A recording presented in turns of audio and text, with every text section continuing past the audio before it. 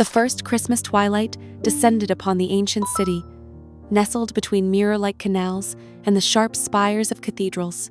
The air grew still, crystallizing into a dense, translucent haze as lazy snowflakes began their slow dance, draping the cobblestones in a shroud of fluffy white velvet.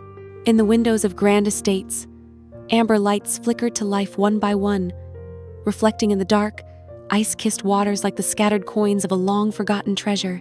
The city breathed with the anticipation of a secret. The silence was broken only by the distant tolling of bells and the muffled creak of runners from a passing carriage. On this night, the veil between reality and fairy tale grew thin. Every breath stung the lungs with cold and the scent of burnt caramel wafting from the shops. It was a time when shadows stretched longer and chance encounters felt predestined by the stars themselves. In the doorway of the majestic palazzo, a figure appeared, causing time to stand still for a heartbeat. Her gown, the color of a ripe pomegranate, stood out against the gray stone like a drop of blood upon the snow. Fine silk flowed down the steps, while her shoulders were draped in a fur stole, white as the blizzard itself. Her face was hidden by an exquisite mask, embroidered with gold threads and tiny sapphires, leaving visible only her lips, graced by a faint smile, and the shimmer of her eyes, which mirrored the light of the candelabras. She stepped into the ballroom, where the air was thick with the scent of fine perfumes and beeswax. Hundreds of candles flickered beneath the soaring vaults, painting the walls with whimsical patterns. A throng of masked figures swirled in a silent rhythm, the rustle of fabrics echoing the sound of the tide. Yet she felt utterly alone in this glittering ocean. She sought not amusement, but that singular feeling capable of providing warmth in the harshest of winters. He stood by a towering column, concealed within the shadows of heavy velvet drapes. A black doublet with silver embroidery accentuated his stately frame, while a simple raven mask made his presence hauntingly alluring. In his hand, he held a glass of dark wine, though he did not drink. His gaze, cold and piercing, drifted across the guests until it collided with hers. In that instant, the roar of the ball fell silent in their ears, leaving nothing but the frantic thrumming of two hearts. Without a word, he stepped forward. His movements were graceful and assured, like those of a predator who has found its mark. He extended a hand encased in fine leather, and without hesitation, she placed her palm within his. An electric spark jolted between them, instantly melting the ice of social decorum. This was no mere dance. It was a dialogue of two souls who had found each other within a labyrinth of masks. The orchestra began to play a slow, languid melody.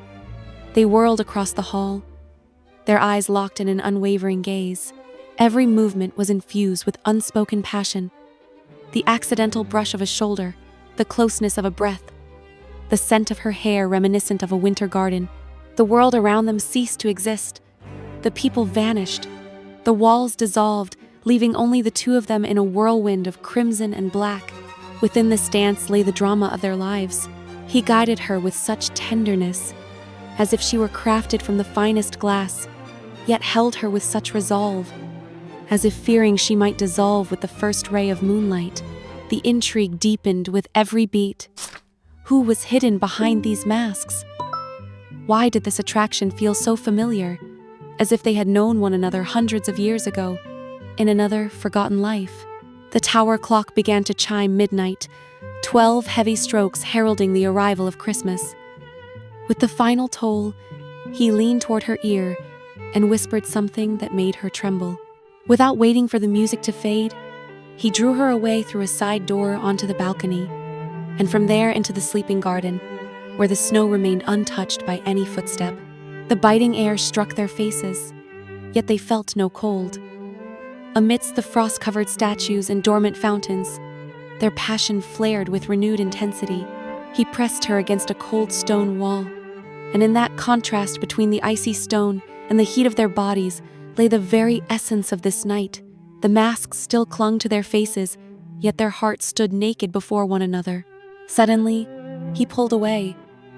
From deep within the garden, The voices and laughter of returning guests drifted toward them. He looked at her one last time, a gaze filled with promise and a quiet, lingering sadness. Before she could utter a single word, he vanished into the mist that shrouded the canal's edge, leaving nothing in her hand but a small golden star, a fragment of his mask. She remained alone beneath the falling snow.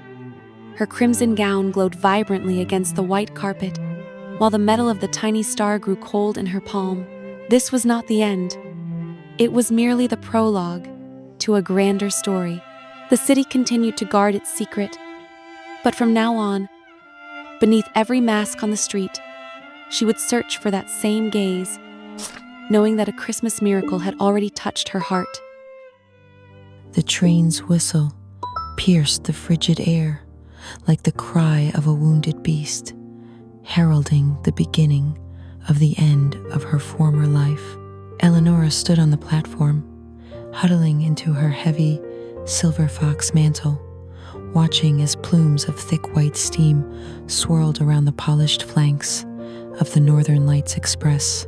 This train was a legend on wheels, a palace of mahogany and brass that promised to carry its passengers far from reality and into the very heart of Christmas Eve. For Eleonora, it was a singular salvation from the suffocating tedium of a marriage that had long since withered into an icy vault, glittering with diamonds and paved with polite indifference. The train's whistle pierced the frigid air like the cry of a wounded beast, heralding the beginning of the end of her former life. Eleonora stood on the platform. She stepped into the carriage, instantly submerged in an atmosphere of decadent opulence. The air here was thick, steeped in the scent of fine leather, cigar smoke, and the faint, lingering aroma of pine needles.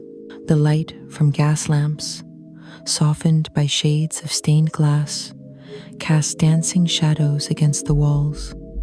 Eleonora could feel eyes upon her appraising, envious, ravenous.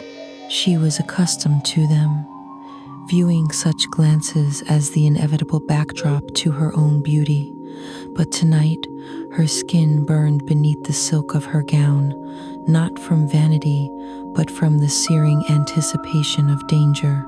It was then that she saw him for the first time.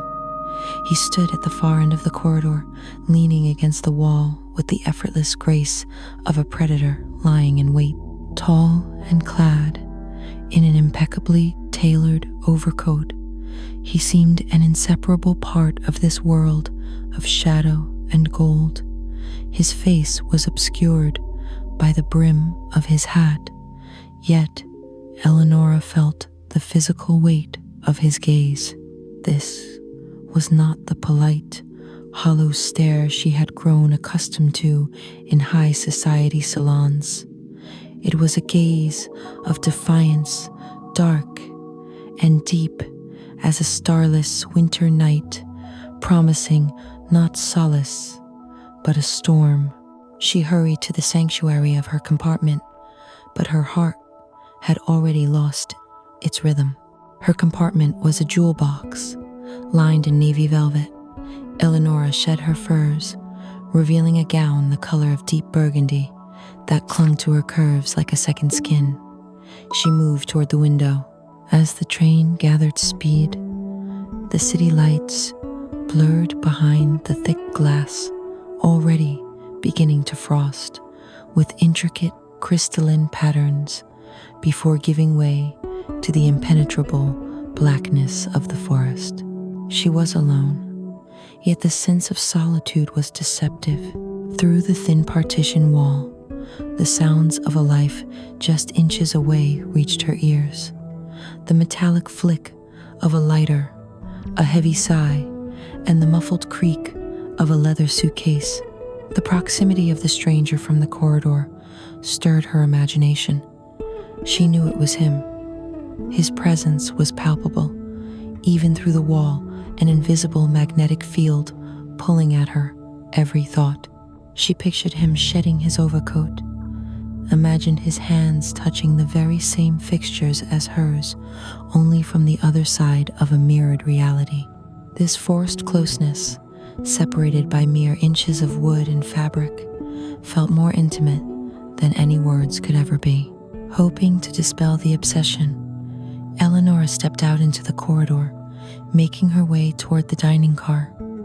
The door to the adjoining compartment opened at the exact same moment as hers. They collided in the narrow passage. For a fleeting second, the world shrank to the dimensions of their bodies, nearly touching in the cramped space. She caught the scent of his cologne, sandalwood, cold metal, and something else, unsettling and alluring. He stepped back slightly to let her pass and tipped his hat, his eyes, the color of dark obsidian, locked onto hers. There was no civility in this silent exchange, only the mutual recognition of two lone wolves meeting on the same trail. At that moment, the train lurched violently, and Eleonora, involuntarily, swayed toward him. His hand, firm as steel, reached out to steady her by the elbow. The contact was brief, yet it seared her skin through the fine silk of her sleeve. Somewhere, an hour past midnight, the northern lights shuddered and ground to a halt. The rhythmic roar of motion was replaced by a deafening silence, which was immediately filled by the howl of the wind outside. The blizzard, raging through the mountains, had overtaken the train, burying it beneath tons of snow. The lights flickered and died, leaving only the emergency illumination trembling tongues of candle flames in bronze sconces. The luxurious express had been transformed into a trap, lost in an endless, white silence. The news that they were stranded for the night, and perhaps longer, spread like a wildfire. The ensuing panic was muted, aristocratic. Passengers drifted toward the dining car, the only sanctuary, where a real fireplace crackled and solace could be found in a glass of spirits. Eleonora sat at a window table. Outside, chaos reigned. Snow lashed against the glass like thousands of white moths throwing themselves at the light. But inside the carriage, the atmosphere was reaching a fever pitch. Isolation from the outer world began to strip away the masks, exposing long-buried desires. The air in the dining car grew heavy, saturated with the aromas of strong coffee, expensive cognac, and feminine perfume. In the corner, an old gramophone rasped out a slow, carnal jazz. The notes of the saxophone seemed to envelop the room, making every movement more deliberate and every glance more daring. Crystal glasses clinked, reflecting the flickering embers of the hearth. Eleonora felt the tension rising with every passing minute. This was a night outside of time, and rules a night where everything was permitted, for tomorrow might never come. He entered the dining car, and the space around him seemed to thicken. He did not search for a seat. He simply came to a halt at the bar and ordered a whiskey. His profile, illuminated by the flickers of the fireplace, looked as though it were carved from stone. Eleonora watched him over the rim of her champagne glass. The bubbles of the golden liquid tickled her palate, intoxicating her no less than his presence did. She knew, he felt her gaze, that he could see her reflection in the dark glass behind the bar. It was a game, a silent dance where every gesture carried weight. The way she tucked a stray lock of hair behind an ivory shoulder, the way he slowly swirled a heavy glass in his hand. They were two poles in that electrified room, and everything else, the laughing guests, the music, the clatter of porcelain, was merely a backdrop for their wordless dialogue. He turned.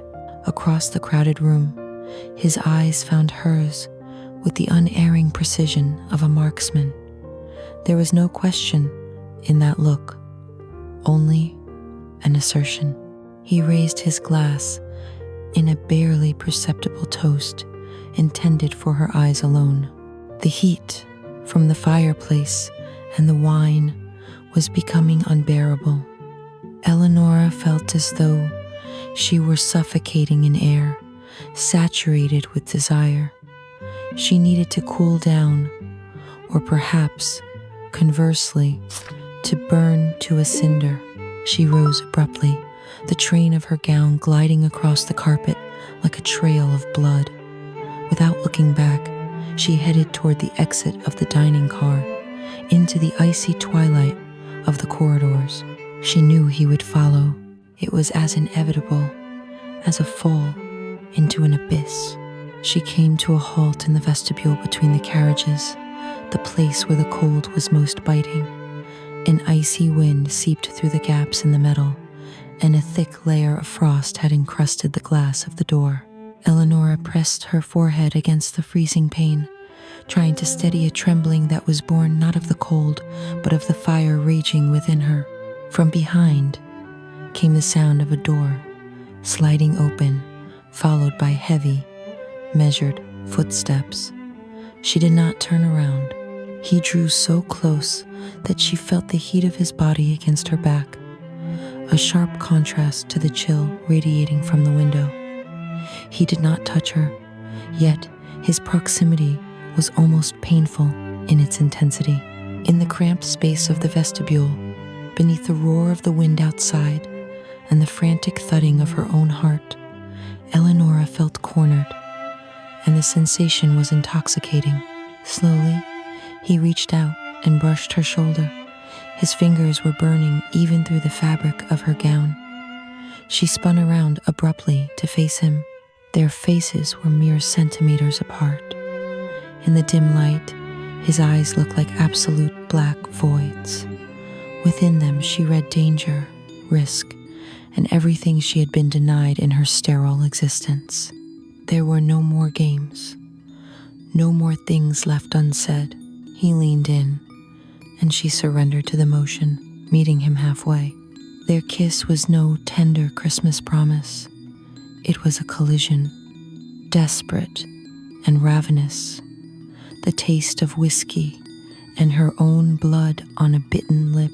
It was the kiss of two people standing at the edge of the world, encircled by a tempest, a kiss where passion bled into despair. In that moment, only the two of them existed, locked in a frozen capsule in the midst of a raging nothingness. Eleonora awoke in her compartment. The first thing she saw was the dazzling sunlight flooding the room. The storm had broken, leaving behind a world shrouded in pristine, glittering snow. The train swayed gently. They were underway once more. The events of the previous night felt like a dream, a feverish delirium born of isolation and champagne. Yet the rumpled sheets and the faint lingering scent of sandalwood and foreign tobacco on her pillow spoke otherwise. She dressed slowly, feeling a strange void within her that was, paradoxically, also a sense of fulfillment. She stepped out into the corridor, now flooded with a morning light that mercilessly exposed the dust motes dancing in the air, stripping the setting of its nocturnal mystery. The door to the adjoining compartment stood ajar. It was empty. The bed was perfectly made, without a single trace of recent occupancy. He had vanished as abruptly as he had appeared, dissolving like a ghost of the night in the glare of day. Eleonora made her way to the dining car, where the sense of passion and smoke had been replaced by the aroma of fresh pastries and morning coffee. The passengers smiled politely at one another, as if nothing had happened, as if they were not the same people who had cast aside their masks only hours before. She took a seat at a table and gazed out the window at the radiant snowy landscape rushing past. She was alone, and she was returning to the very world she had fled. Yet, as her fingers brushed her still swollen lips, a faint, almost imperceptible smile touched her face. The gilded cage had been thrown open, and even if the bird had returned, she had finally tasted the storm. At the end of the 19th century, Dantown was not a large city, but neither could it be called small. It seemed stuck between eras, unwilling to belong fully to either the past or the future. Everything here happened with a delay. New ideas arrived slowly, technologies took root reluctantly, and people preferred to live as their fathers and grandfathers had lived before them. Morning in Dantown always began the same way. Fog slowly slid down the rooftops, lingered in narrow alleys, seeped into the stone pavement. Sounds emerged gradually, as if the city hesitated to wake up at once. Even the clock on the town hall ticked with barely noticeable uncertainty, as though it doubted the correctness of its own movement. In one of the houses on the outskirts lived a man for whom this slowing was not just a sensation, but almost a physical pain. His name was Charlie. He was a physicist, a man of strict logic, yet his thoughts had long since gone beyond familiar formulas.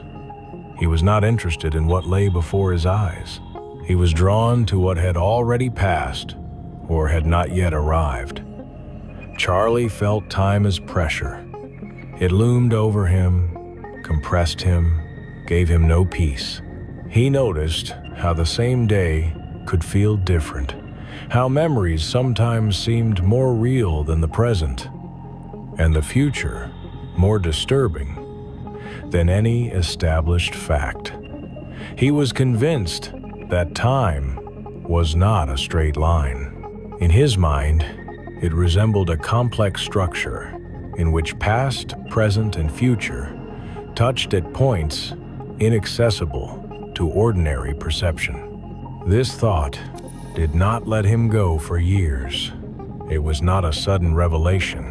It grew slowly, nourished by observations, calculations, and rare scientific hypotheses that most of his colleagues dismissed as philosophical fantasies. But for Charlie, it was not philosophy. It was a sense of truth that he could neither prove nor ignore. The only person who did not reject his reflections was Justin. They had met many years earlier, in their youth, and since then their friendship had remained unchanged. Justin was a science fiction writer, a man of imagination and symbols. Where Charlie saw formulas, Justin saw images. Where one sought proof, the other created worlds. A special place in Justin's work was occupied by ancient Egypt. He returned to it again and again, describing sands, temples, stone figures of gods gazing into eternity. His books were permeated with a sense of time that defied human measurement. Charlie read these texts with particular attention, as if something more than artistic fiction were hidden between the lines. He felt that ancient civilizations knew more about time than was commonly believed. Not scientifically, not rationally, but intuitively. For him, Egypt was not merely the past, but a point where time seemed to condense, becoming dense and tangible. Thus, in a city where no one was in a hurry, an idea was born that could disrupt the very structure of reality. Charlie's house did not stand out in any way. It was old, with darkened walls and creaking steps, but the basement of that house was gradually turning into something else. At first, imperceptibly, then frighteningly obvious. The work began in the evenings and continued deep into the night. Charlie went downstairs, closed the door behind him, and seemed to disappear from the present. the basement filled with the sounds of metal, the low hum of mechanisms, the scraping of tools.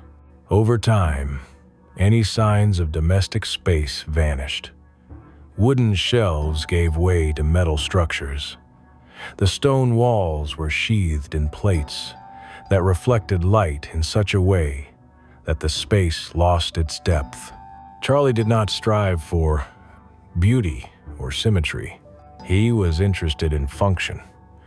He was building not a machine in the conventional sense, but a system capable of interacting with time as a physical medium. He believed that time could not only be measured, but also distorted, compressed, pierced like a dense fabric. Years passed. The project demanded a patience bordering on obsession. 13 years went into calculations, assembly, and reworking. During that time, Charlie almost ceased to participate in the life of the city. He rarely left the house, rarely met with anyone except Justin. His world narrowed to the basement and endless notebooks filled with small, cramped handwriting. At times, it seemed to him that the basement lived its own life. In the silence, he heard barely perceptible sounds, as if the metal reacted to a human presence. The light of the lamps seemed colder here than in the rest of the house, and the shadows in the corners were too dense, as if unwilling to disperse. Justin came often. He brought books, old maps, his new manuscripts. His presence served as a reminder that beyond the basement there existed a world where time still flowed in a familiar way. He supported Charlie, though he did not always understand the technical side of the project. For him, something else mattered more, the feeling that they stood on the threshold of something forbidden yet inevitable. Charlie increasingly caught himself thinking that the basement had become a boundary, not merely a room, but a point of contact with something else, with something that did not submit to the human mind. When the calculations converged, Charlie felt not joy, but anxiety. All the formulas pointed to the possibility of a transition, yet none of them could guarantee a return. The time machine, as he called it, was not a means of transport, but a key, and he did not know what exactly would open behind that door. The choice of the first subject became a matter not of logic, but of trust. Justin offered himself without hesitation. He believed that a writer was better suited than any scientist to accept the unknown. He said that his ideas already existed outside of time, and therefore, a step backward or forward would not change their essence. He prepared in his own way. He took no instruments or tools. He took drafts of his books, texts about ancient Egypt, about gods gazing across millennia, about people living under the gaze of eternity. For him, this was not a journey, but a return. Charlie checked the system endlessly. He knew he was sending his friend to a place from which there might be no path back, but he could no longer stop. The machine was the culmination of his entire life, and to abandon the experiment would mean admitting that those 13 years had been in vain. At the moment of activation, the air in the basement changed. It became dense, heavy. A white light flared suddenly, filling the entire space. It did not blind, but seemed to erase the boundaries of objects. The metal walls held it inside, not allowing it to escape. Bulbs burst one after another. Bolts tore free from their mounts, and the space trembled as if it resisted being torn apart. And then silence. When the light vanished, Charlie was alone. Justin was gone. leaving behind nothing but a dark silhouette on the floor. The shadow was strange. It did not resemble an ordinary trace of light. It looked like an imprint, as if the moment itself had been burned into space. The experiment was over. Its outcome was unknown. After that day, Charlie stopped keeping records. He did not know what to write down. He had no data, only absence. He waited. Every day he went down to the basement, looked at the shadow, and left. The machine was silent. Years passed. The world beyond the house changed. A new century arrived. People spoke of progress, of the future, of new discoveries. Charlie lived in anticipation of the past. He dismantled the laboratory gradually, as if erasing traces of interference. Parts disappeared or scattered across the city, became elements of other constructions, unaware of their origin. He kept the secret, not out of fear, but out of understanding that the truth was too heavy to be perceived. Time continued its course, paying no attention to a single man who had once dared to violate its integrity.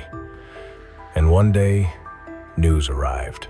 The report of the discovery came from a place where the very concept of time lost its usual meaning.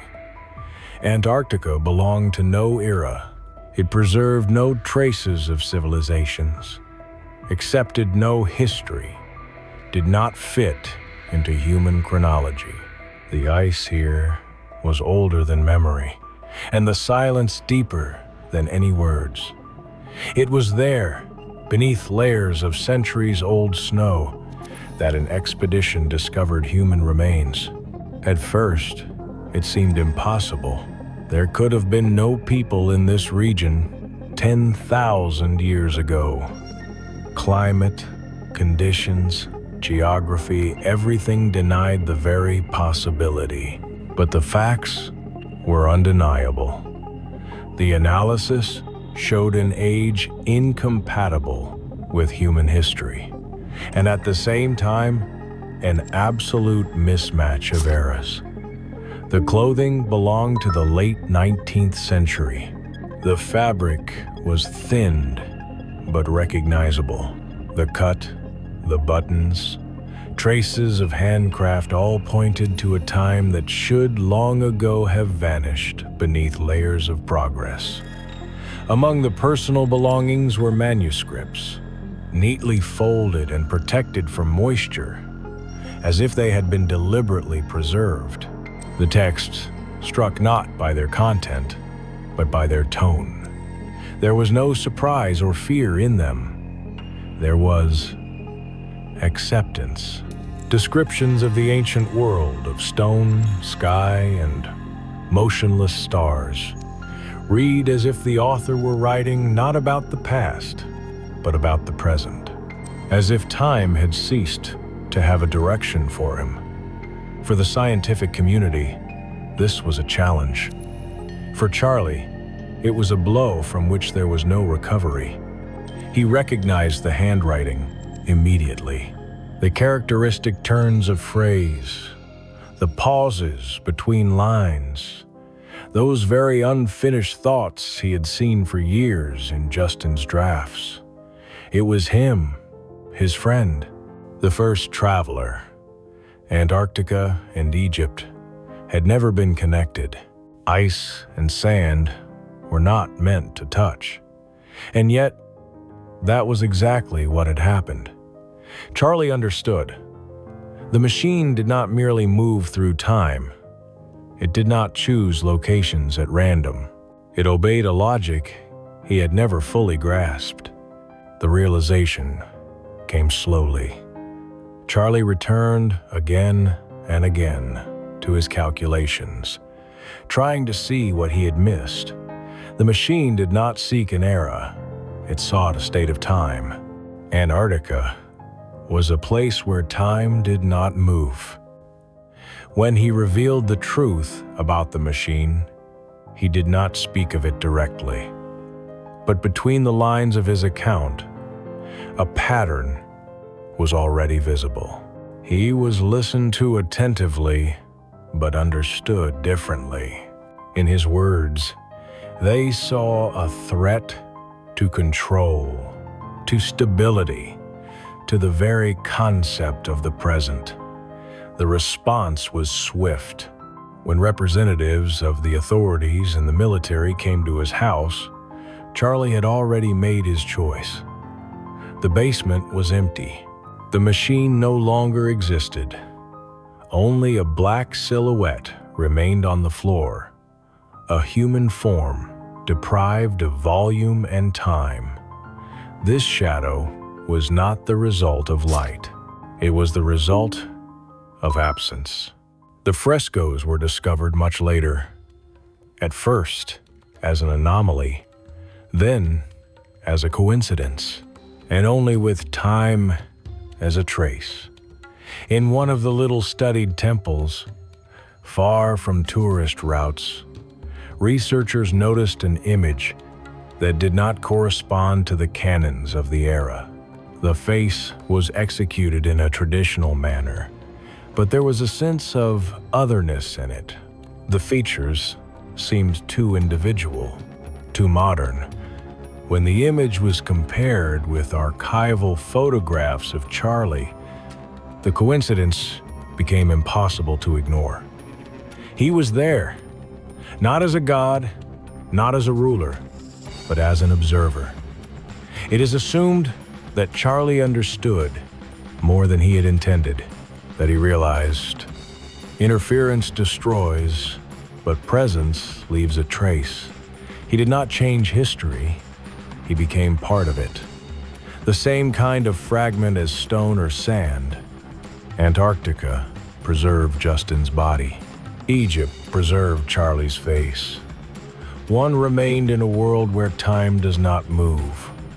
The other in a world where people tried to defeat it.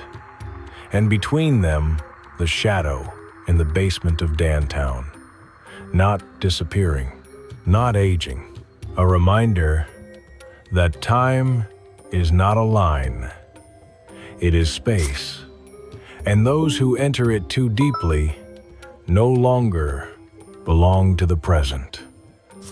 Post office number 0 did not exist on any modern GPS maps.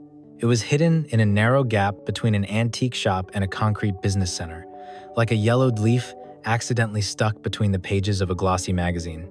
Passersby usually hurried past, wrapping their scarves tighter.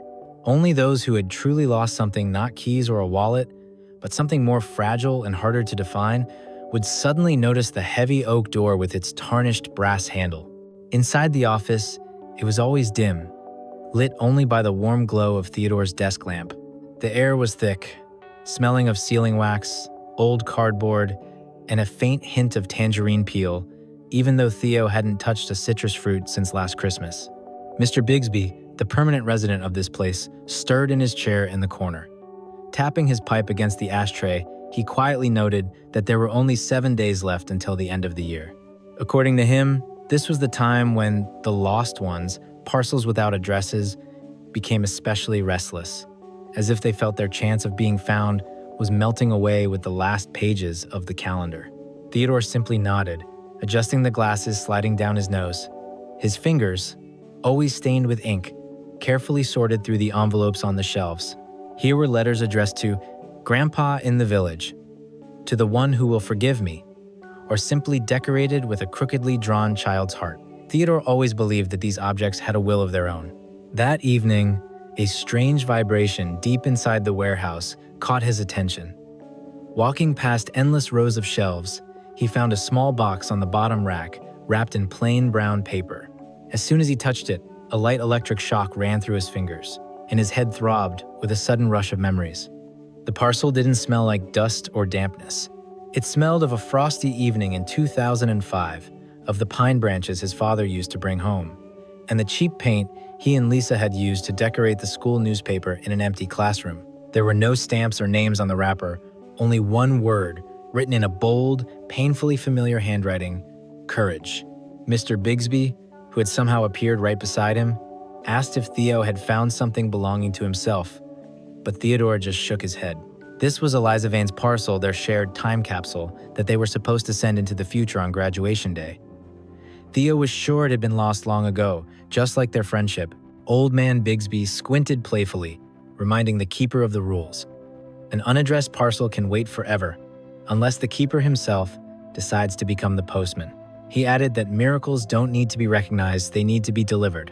Left alone, Theodore stared out the window at the gray business center across the street for a long time. He knew that Lisa worked there now. He had seen her briefly a week ago, wearing an expensive but characterless gray coat with a face that showed no trace of the wild, spirited girl she used to be. She looked as if she needed this forgotten box of courage more than oxygen right now. Pressing the parcel to his chest, Theo felt the shape of something hard inside from their shared past. He knew that approaching her after 12 years of silence would be almost impossible. But the snow outside was covering the city like a soft blanket, and the time on the old wall clock was pushing him toward performing his very first small miracle. The next morning, for the first time in a long while, Theodore traded his usual work coat for a proper overcoat, though he couldn't bring himself to part with his favorite mustard yellow sweater. The parcel, tucked away in his leather shoulder bag, felt unusually heavy, as if it contained a lead bar instead of a childhood souvenir. The business center greeted him with the sterile shine of marble and a hum of voices that held not a single drop of holiday spirit. Here, Christmas was measured in annual reports and sales charts. A girl sat at the reception desk with a smile so perfect that, for a moment, Theo wanted to turn around and run back to his dusty, cozy sanctuary. When he timidly asked for Eliza Vane, the girl gave him a brief, judging look. She informed him that Miss Vane, the head of the planning department, had her entire day scheduled down to the minute, and a meeting was impossible without an appointment. Theodore felt the invisible boy from the back row of class shrinking inside him. He sat down on a sofa in the lobby, deciding to wait for the lunch break. People in sharp suits passed by, smelling of expensive perfume and strong coffee. Lisa appeared suddenly. She stepped out of the elevator surrounded by 3 men, quickly dictating something as she walked. Her voice, once bright and melodic, had become dry and sharp. Theodore stood up, his heart beating like the rhythm of a postmark stamp. He took a step forward, but Lisa walked right past him without even turning her head. Her gaze was fixed somewhere through space, as if she saw endless columns of numbers instead of people. On her wrist, Theo noticed a thin gold watch right where the braided bracelet they had once made together from fishing line and beads used to be. He remained standing there with his mouth half open, feeling foolish and out of place. At that moment, the parcel in his bag suddenly grew warm. Theo remembered Bigsby's words. The parcel would find its own way. He realized that simply handing her the box was too easy and perhaps useless. In her current state, Lisa might just throw it into the nearest trash can without looking. He needed a different plan. He had to make her want to remember. Theo spent the rest of the day watching the windows of her 10th floor office. He noticed that at exactly 7 in the evening, the light in her window went out, and she left the building, always last, always alone. A plan formed in his mind, one that would require the very courage the parcel asked for. He returned to post office number 0 and took out his old stash of art paper and ink. That night, Theodore did not sleep. He drew. On small cards, he recreated moments only she knew. The old tree in the schoolyard, the wrapper from those sour candies they ate on a dare, and the silhouettes of the rooftops they used to climb to watch the stars. These weren't just drawings, they were beacons, and he was going to place them along her path. The next morning, the city woke up under a thick layer of frost, which turned the ordinary streets into a set for a forgotten black and white fairy tale. For Theodore, a week began that would become his quiet, personal rebellion against being forgotten. He studied Eliza's route in detail, from the cold shine of the office doors to the small cafe on the corner, and then to the lifeless parking lot. These were 500 meters of perfect predictability that he decided to disrupt using only a pencil and paper. He left the first card on her car's windshield. On the thick paper was a drawing of an old iron carousel, covered in snow, the very one they used to spin on until they were dizzy. There wasn't a single word on the back, only the faint scent of pine needles coming from the parcel back at post office number 0, as if it had begun to release its warmth into the world through these drawings. Watching from the shadows of an archway, Theodore saw Lisa reach for her windshield wipers with a practiced motion, then suddenly freeze. She picked up the drawing with her fingertips, staring at the fine lines for a long time. Her gaze, usually cold and focused on numbers, became confused and alive for the first time in years. She didn't throw the card away. Instead, she carefully tucked it into the inner pocket of her expensive coat, close to her heart. On the second day, a new sketch appeared on the table in the cafe where Lisa always got her usual espresso, a pair of old sneakers with the laces tied together, tossed over telephone wires. Theodore, sitting at the back of the room with his cap pulled low, saw her lips tremble. This was their code when they were teenagers. Sneakers thrown over wires meant the start of summer and absolute freedom. She stood with her cup in hand for almost a minute, completely ignoring the persistent ringing of her smartphone. Her entire business persona, that carefully built armor of charts and deadlines, showed its first serious crack. Instead of rushing to a meeting, she walked to the window and stared at the sky for a long time, as if hoping to see those very wires from her past. On the third day, Theo took a risk. He left a tiny paper airplane in the mail slot of her office building's lobby. Inside the airplane was not a picture, but a few lines of sheet music, the melody of a song they used to listen to on an old cassette player, sharing one pair of headphones between them. Lisa found it by chance. As she unfolded the paper, she nearly bumped into a courier. Through the glass door, Theodore saw her lips move silently, finding the tune. Her fingers began to tap the rhythm on her leather bag. At that moment, she didn't look like a successful manager, but like a lost girl who had suddenly heard a call from home. By the fourth day, Lisa had changed noticeably. She no longer looked at her phone screen while walking. Now, she was searching. Her eyes darted across building walls, benches, and shop windows, looking for new fragments of her past. She started arriving at the cafe 10 minutes early, slowly walking past every table. Back at post office number 0, Mr.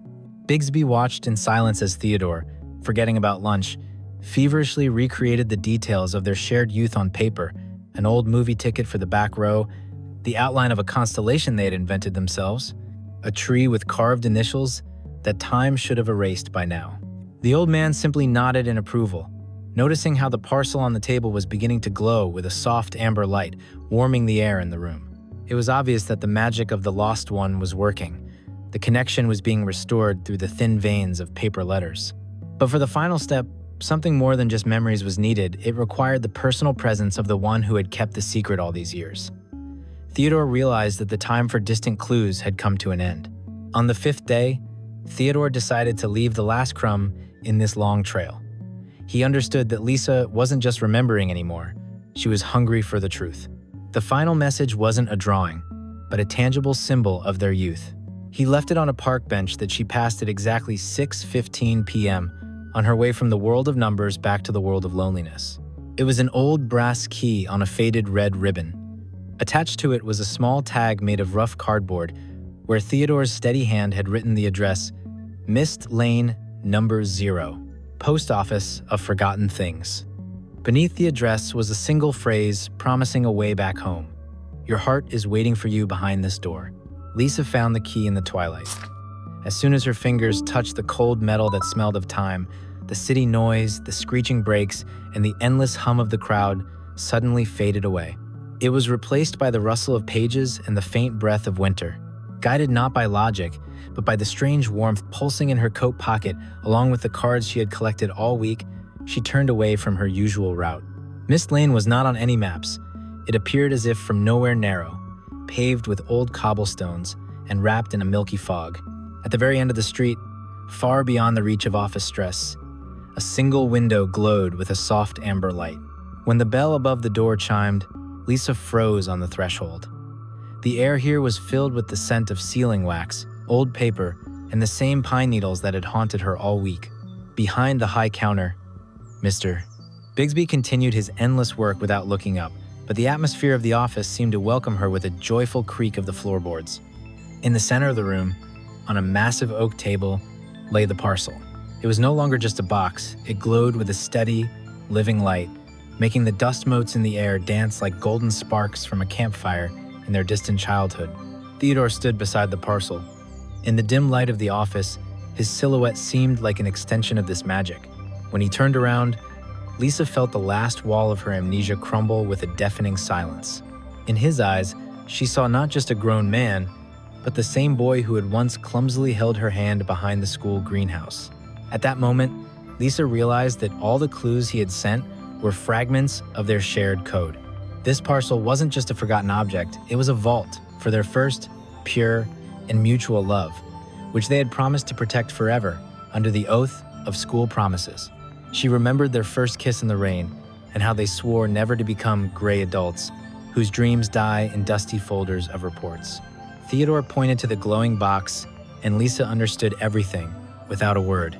This was the letter they had written to themselves 10 years ago at a moment of peak happiness, entrusting it to the post office of forgotten things with a request to deliver it when they had finally lost their way.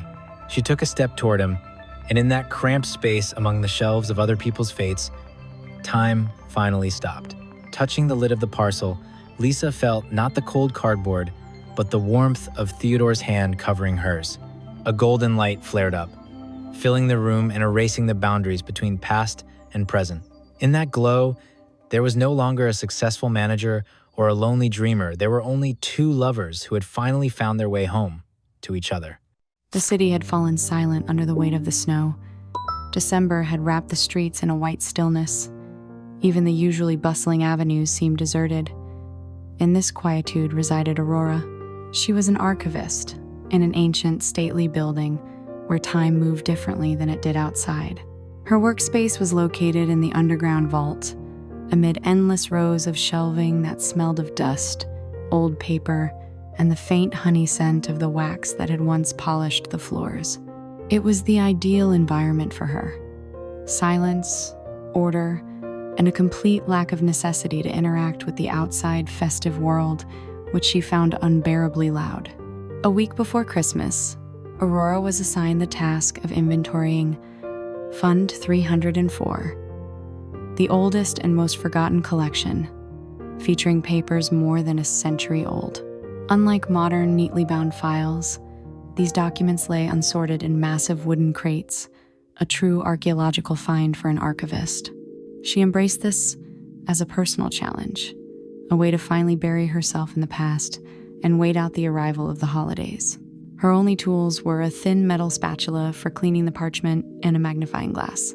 Working through one of the largest numbered crates, she stumbled upon an unusual item.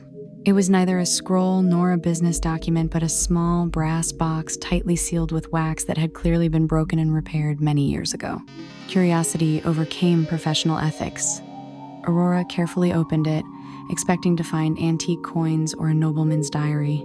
Inside, however, lay not a collection, but a stack of 12 identical, tightly rolled letters, tied with a faded blue ribbon.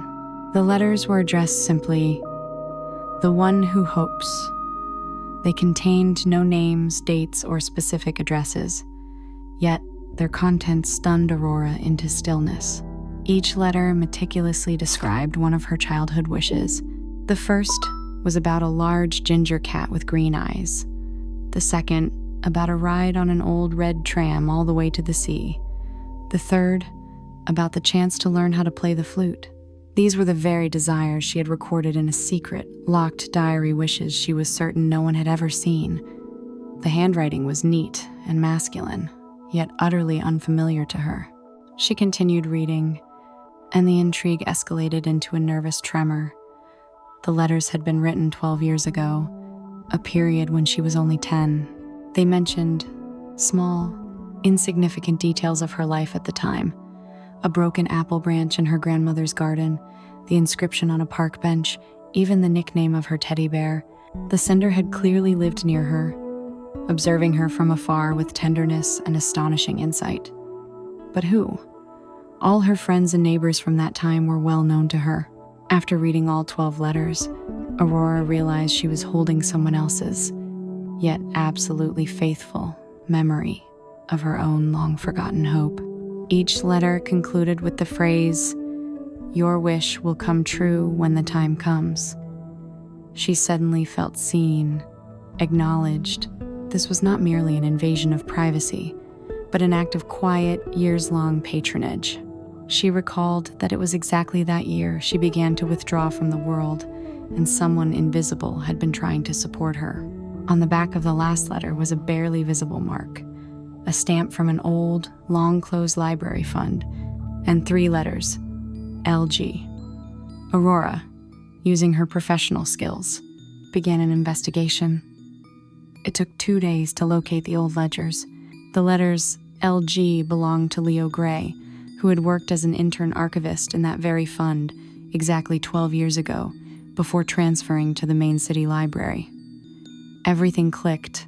Leo was the person who many years ago had processed the personal items transferred to the fund by her grandmother, and he had evidently found her secret diary.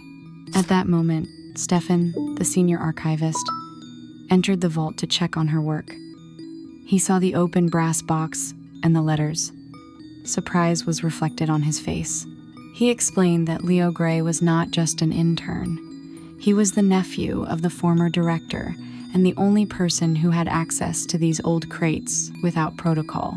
Stefan sadly added that Leo still worked at the old library, but ever since his uncle passed away, he had become incredibly withdrawn, working exclusively on night shifts. It was as if he were waiting for something. For the first time in a long while, Aurora felt a duty not toward the papers, but toward a person. Leo hadn't written those letters directly to her. He had written them into the void, hoping they would one day reach their intended recipient. He had committed a transgression by reading her diary, but he had redeemed it with 12 years of silent, anonymous participation in her life. She realized she had to answer this call that spanned years. She carefully folded the letters back into the box and set off for the old library on Christmas Eve. The city was flooded with the light of festive window displays, yet the old library lived its own quiet life. Aurora entered just as midnight was approaching. The hall was deserted. Only a dim light glowed in the far corner, illuminating rows of card catalogs. It was there, bent over old index files, that she saw him. Leo Gray. He was older than she had imagined, with a thoughtful, slightly melancholic expression and a worn leather apron. Aurora approached and silently placed the brass box on the table in front of him. Leo looked up. First, he saw the box, and then he saw her. There was no shock or fear in his eyes, only a deep, instantaneous certainty. He didn't ask a single question. It was as if he knew that this moment would come sooner or later, and that she would be the one to bring him this box. He gently slid it closer, and his hand rested directly on the box. Leo picked up one of the letters, without unfolding it, and placed it next to the box. Then, very slowly, he reached out and pointed to a small scratch on the corner of the table. Aurora followed his finger.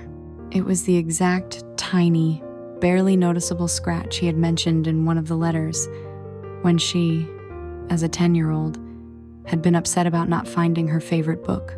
He had always sat at this table, watching her through the window. He didn't speak a word, but his gesture said everything. "I have always seen you." Aurora realized that their encounter required no words, which might have shattered the fragile magic of the moment. She sat down opposite him. From her work satchel, she pulled out a small, neatly sealed envelope that she had prepared in advance.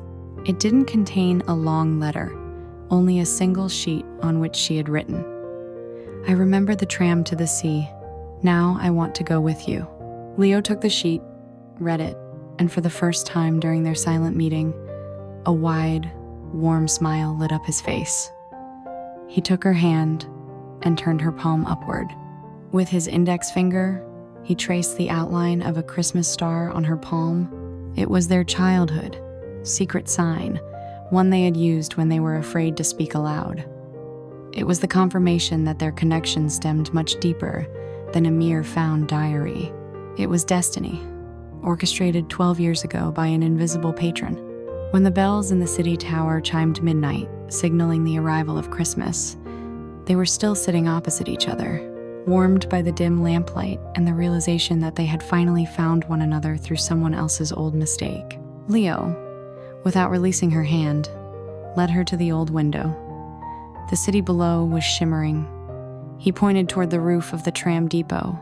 At that moment, a single, completely empty, red tram began its solitary night journey across the snowy tracks. It was their tram. Aurora, the archivist who had hidden in the past for so long, found her present and her future in that Christmas hour, simply by returning someone else's long-lost hope.